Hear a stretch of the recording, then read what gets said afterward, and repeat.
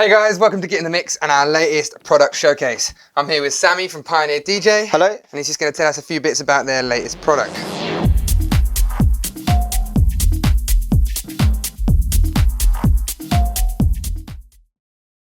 Right, so what we've got here, guys, is our new 2-channel controller, the DDJ-800. The first thing I want to mention is just the general look and feel of the controller. A lot of people are going to compare this to the 1000. This is more of like a little bit more of a stripped back version from the 1000, but still got lots of cool features on it. I know this is a bit smaller. Yeah, it's 22% smaller than the 1000. All right, so it's a little bit easier for kind of carting around and for kind of on-the-go DJs. Yeah, and for people that don't need that 4-deck capability, but still want the full Nexus kind of setup and layout. This is one of their best options. You've hit the nail on the head there. Basically, the reason why I like this so much is because sometimes, like when I go out, I won't always mix, like do 4-channel mixing, especially if I'm doing like a wedding or something. It's literally blending one tune to another. So the 1000 sometimes is a little bit too big, but it has so many features on the 1000 that I like. This is your answer, because it's 2-channel, it's slightly smaller, and you've still got a lot of the features that are on the 1000. For example, your 14 beat effects that aren't on any other Pioneer unit. And so you've got full control of those beat effects. You've also got the display there, so you can kind of dial in your parameters, and you can really take your head away from the box in terms of looking, rather than at the laptop. You can go straight onto the unit. Now, talking about taking your way out from the laptop, I noticed that we've got the full LCD screens. Yeah, so this is our first 2-channel controller that has on-jog display, and these are so good. Like you said, you don't always have to be looking at the laptop. I hate looking at laptops. Look at the laptop sometimes, it can put you off your mix a little bit, because when you are mixing, you are looking kind of down at the unit, so it makes more sense to have all your key information in there. When I say key information, we've got your waveform, you've got time elapsed and time remaining that you can choose from. You can see your BPM and even your key. Another great thing about this, which is an update on this unit, you can now toggle between this on-jog display, or you can have full artwork, which is pretty cool, because sometimes people can remember their tracks by the artwork, so you can view it. It's a little bit more like that old kind of digging through your vinyls and looking at the album cover. It's got that sort of vibe to it. The digital version of that, if you will. I do like the RGB waveforms on there, and that does give you a nice tactile way to look at your cue points. Obviously I can see there you've kind of set some cue points on there, and they're all marked out at different colours and different points. Yeah, so I set colours for my hot cues just so I know. So what I do sometimes, like I have like a get out colour that I know that green is going to be like, if I'm stuck anywhere in the mix, I press it or go to a safe spot. I have like my vocals in a certain colour, so having the RGB colour pads at the bottom here, they make a massive difference, especially when you're looking up on the screen and you can see whereabouts these hot cues are placed throughout the track. I was going to say, in terms of its pad modes, we've got all the same access to those same great features that we had on the DDJ-1000 there. So we've got sampler, beat jump, pad effects. Just like the DDJ-1000, you can change those to be user-based as well. Yeah, so in your pad editor on Rekordbox, which is located at the top here, you can go in there, and as you can see here, we've got hot cue that correlates to what we've got down here. Keyboard's the second option, and you can go in there and you can change them and even create your own user banks. So you've got user 1 to user 8. And where I use this, sometimes I take out beat jump because I don't use it, and when I use the RB DMX1 box, that's exactly what I was going to say, have my Rekordbox lighting. And with the RGB pads as well, you get the different colours. You can do your colours. It's literally all there for you. So your pad editor is key, guys, within Rekordbox to kind of switch this up. But it's nice that we have got the same pad modes that we have on our DDJ-1000. It's just nice because it's, I presume, at a slightly more accessible price point as well for the kind of more mid-range DJs. Yeah, like we're doing a lot of comparisons here. We've got to remember our 1000 is our trademark LAN controller that basically is sitting at the top. This one is like the little brother I mentioned to the 1000. So obviously it's going to be a little bit more stripped back, but whereas we're talking about it, we are still talking about the same features that are on the 1000, even down to your page select here. So you've got, so for example, you've got 8 different pad effects here.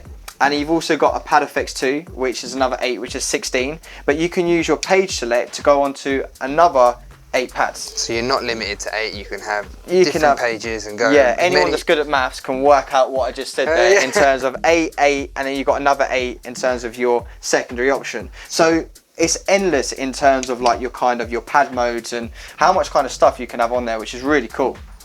tell us a bit more about the jog adjust. So I know it's to do with the resistance of the platter itself, isn't it? Yeah, like especially for like kind of scratch DJs, but in general, like even for me, I'm not a scratch DJ, I'm a drum and bass DJ, but this is so important for me because when I'm practicing at home on my CDJs, I set this to where I'm going to have it in the club because our Nexus 2 range all have jog adjust on it. And they have it on the 1000, but this is cool because this is the same platter as, say, our SX3, so it's slightly smaller than the 1000, but we still get our jog adjust, which means you can set it to what you want. Really manual. So if you're going out and you're playing live sets in clubs, it's nice to be able to set it to the same place you have at home. So you because for me, I mean, I play a lot of garage and grime, so I want to be able to wheel up and I want to be able to do that nice, you know, put it on the light and have that and spin.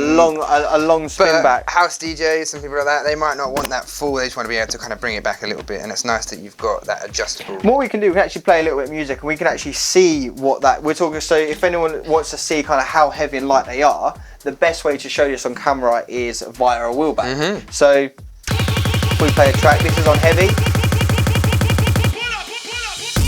Obviously everyone's going crazy and want to wheel it back. That's really tight, so you're not going to get much in there. Don't go very far, no. But we'll have a look when I switch it onto light. Again, the crowd's going crazy. Reload!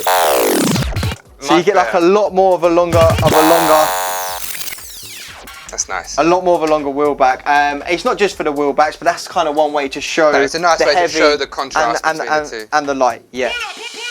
Another thing I've read about this unit is, and the record box update that comes with it is the feedback reducer. Yes. Now, explain how that works. What is that? Just to mention before we go on to the feedback reducer in general, which is software based, I just want to highlight what we have on the unit itself. So we have a switchboard for your on and off. We have mic 1, mic 2, and 2-band EQ for each mic. On the back, we have a combi jack and a 1/4 inch jack for your inputs. I noticed there also we've got the ATT, which I'm presuming it stands for attenuation. That's correct. That's kind of adding another level of gain staging in there. So if maybe your mic input's a little bit too hot, we can dial that back down. Yeah. Or if my mic's not very sensitive, I can dial that back up, but still have my extra control here and have that running at 0. Yeah, so the mics are really good on this controller, and definitely for your mobile DJs, this is going to be an appealing controller due to those features that we just mentioned on the mic. Now let's go on to the feedback producer that is software based. So as you can see here, we have mic 1, mic 2, and we have 3 different effects that you can add to the mic. You can have echo, reverb and pitch, and then we also have some wet and dry resistance there that we can switch between. And on the right hand side, we have our heavy feedback producer and light. For anyone at home who doesn't know what a feedback producer is, basically when we do like weddings and different things and we pass the mic around, the worst thing is when you've got that guy or woman that's standing there and they just right at the speaker and everyone in the crowd is like, basically they turn deaf within about 2 seconds. What this does, it reduces that. So if you're in a smaller kind of environment, you would have the light setting. If you are in like a big environment, you'd put it onto the heavy, and it will just reduce that kind of howling noise. Automatically kind of work out what frequency is making that feedback, and then it will change the frequencies. It might take out a little bit of low end and different things, but it will do it to the environment you're in, and it's definitely going to make big change on your mics when they are out front and people are using them. And to make sure these are activated, guys. So for my echo reverb, you just select it, and when it's in blue, it's on. Same with this. As you can see, it's off at the moment. If I click that, I've now turned it to be on. That's ideal. So no more horrible screeching sounds as we pass the mic to the best man, basically you can pass the mic around with confidence. That's nice. And don't have to worry. So I know on the DDJ-1000, it was a standalone mixer as well as a controller. Is that been replicated here? Slightly. So we have still got the standalone element in there. The only difference is you're not able to use your beat effects or sound color effects standalone, but you still get to use your 3-band EQ with trim, your mics and your auxiliary that is just to the left hand side. So if I've got a couple of turntables either side, I can pop those in on a phono input. Just to mention on that as well, like I say, you can toggle between your line and phono at the top here, and if you do have turntables routed through the back, this is DVS ready. And it's got the grounding pin ready for that as well. Exactly. You don't get the DVS license key in the box with the controller, but it is DVS ready. So you just need to purchase that online, and that is through the Rekordbox website. Whilst we're talking about licensing, someone mentioned to me that with the DDJ-800 you're no longer going to have to put a license key in for every time you want to use performance mode. I can just plug into a laptop and go. Is that right? That's correct, that is correct. So what that means is now this is technically plug in and play. So all you need is Rekordbox export mode, which is free.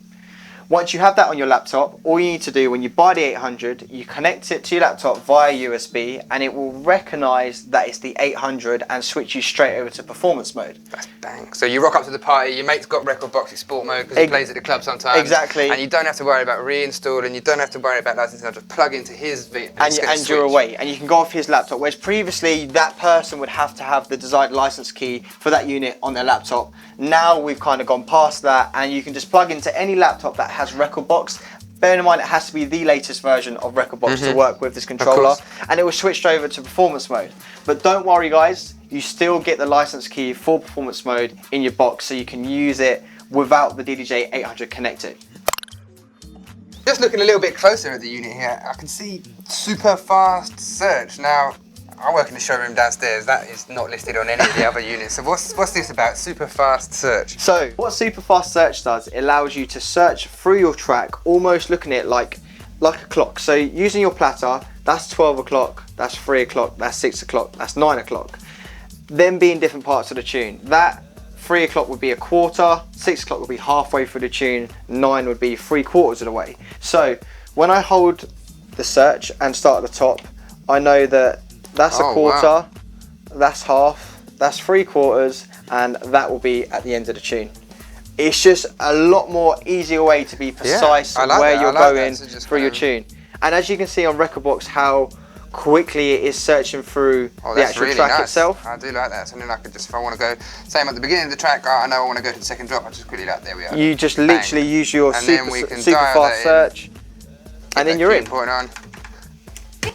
Laughing. It's nice. I like It's that. a great feature. Yeah. It's a great feature, and it's like a little hidden one in the unit. So it's definitely something that people should start using.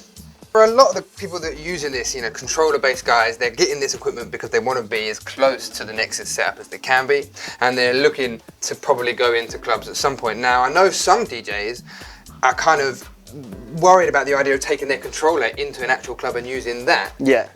But I've noticed here that we've got booth and master, so in regards to the 800, is that translatable to the club? Can I just rock up and plug it in? 100%, like just because we said that the 800 is like the one down from the 1000, which can definitely sit in a club, this can also sit in a club. Because we have got your master volume here, and we've got your booth, and for that we have 1/4" jacks, we also have XLR and RCA, so we've got all the inputs and outputs needed to be able to go into a club setup. That's why this controller smashes it for me, because it's a lot smaller, compact, but has all the key features you need, and is perfectly capable of performing in an industry standard environment, which for me ticks all boxes. So you don't have to be worried about moving on to the club. It doesn't have to be a scary thing, that next jump. You can be as comfortable as you want to be. Due to the whole layout being like our Nexus range, and when I say that, guys, I mean things like our looping section at the top here. It's exactly the same as you're going to find it on a CDJ. It's mirrored rather than symmetrical. Yeah, and like the same things like your beat effects being on this side, even your mixing cue to master and your level adjust,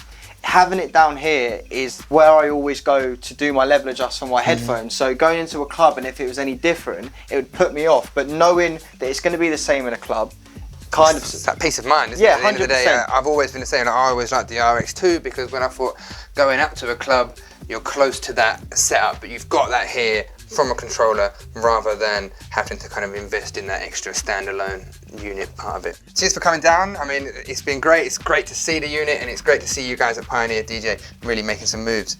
As always, like if you like, dislike if you dislike, and remember, get in the mix. Thank you.